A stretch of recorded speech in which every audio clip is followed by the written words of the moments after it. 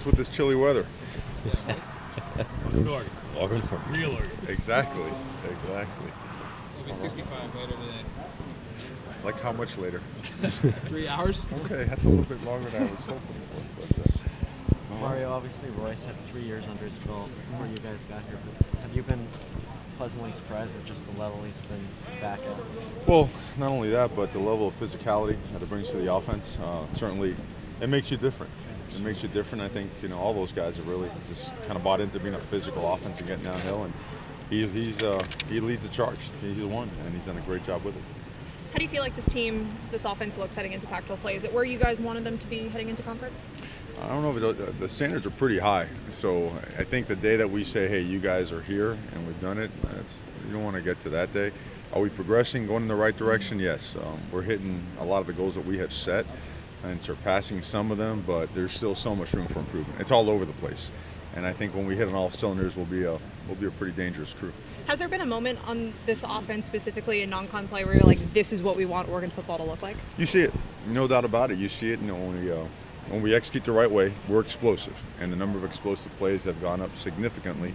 And then when we don't do it the right way, they don't. So I think it's still a matter of teaching and learning. I think the development process is kind of where it needs to be, but we're going to accelerate it, and we're going to keep the pressure on. We're going to keep promoting competition, throw some guys in there, and just keep the sense of urgency has got to go up. We're in conference play. This is a whole different animal.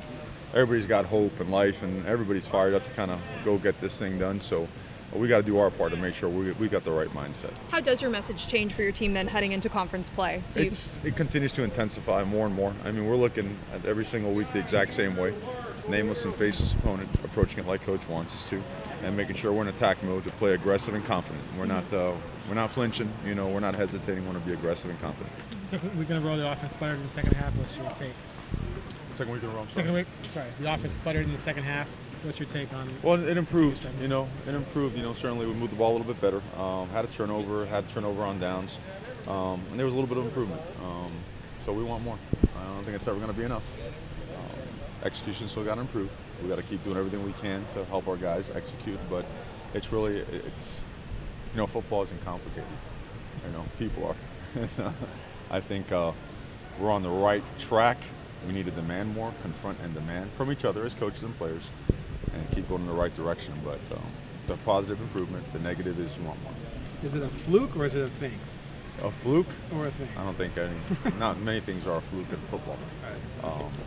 I think it's progress in the right direction, but not fast enough. Where specifically did you see the O-line improve in week 3? Just getting more physical, getting downhill. I think it's kind of what the standard is now, and we got to get there. And we're not there yet, but certainly when you see the chunk yardage and the explosive plays and the downhill approach, we're gaining ground towards what we want to be, what we need to be. And at the same time, no, we're not going to compromise that. We're not. This game's about blocking, tackling, throwing, catching, just fundamentals. The fundamentals got to continue to improve, and they must be at the forefront of everything we do as we go throughout the season. You cannot ever put your fundamentals on the shelf and expect to get better. Your fundamentals are going to show up in the third and fourth quarter. It's going to show up in tight games. It's going to show up in overtime. And so there is a premium on that all year long. Coach, what do you see from the ASU D-line? Explosive, big guys. I see a team that leads the Pac-12 in sacks. I think they're 4th in the country. A lot of disruptive guys. They move guys around as well. But just the power that they play with up front. I mean, they're up the field. They're penetrators. They create a lot of negative plays, and they kind of set you behind the sticks and make it difficult for you.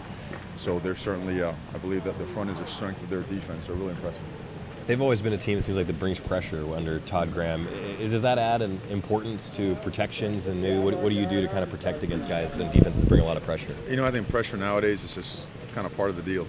Pressure is kind of base defense. Movement is part of base defense. So everything that we do, we make sure that it's airtight versus whatever pressure they may have, other ones that we have seen in the past that may have hurt our scheme. To make sure our guys understand the ins and outs of every single play. We're not calling a play hoping that it works.